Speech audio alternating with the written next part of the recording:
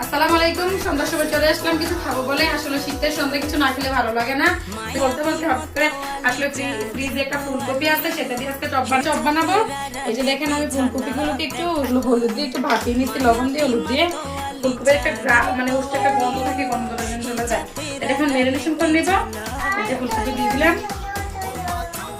Marination করবো। প্রথমে দিয়ে দেবো রসুন বাটা, মরিচের গুঁড়ি, ধনিয়া পাতা, হলুদের গুঁড়ি, জিরার গুঁড়ি, সামান্য একটু গরম মশলার গুঁড়ি, বেসন, কর্নফ্লাওয়ার। এখন সুন্দর করে এটাকে মেখে নেব।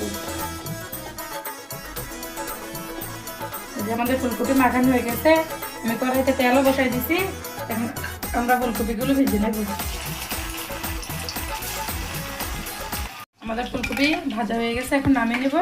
এক এক করে সবগুলো ফুলকপি আমরা এইভাবে ভেজে নেব। এই যে আমাদের সব ভাজা শেষ ফুলকপি, একদম দেখতে পাচ্ছেন শব্দ।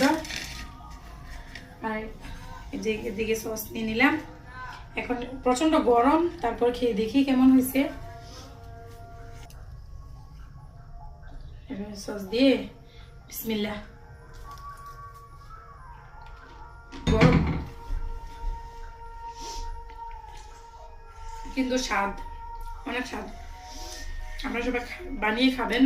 আর এটা যদি আমি 10-এর থেকে রেটিং দেই, 10 থেকে আমি 9.5 দেবো। এটা এত স্বাদ, অনেক স্বাদ।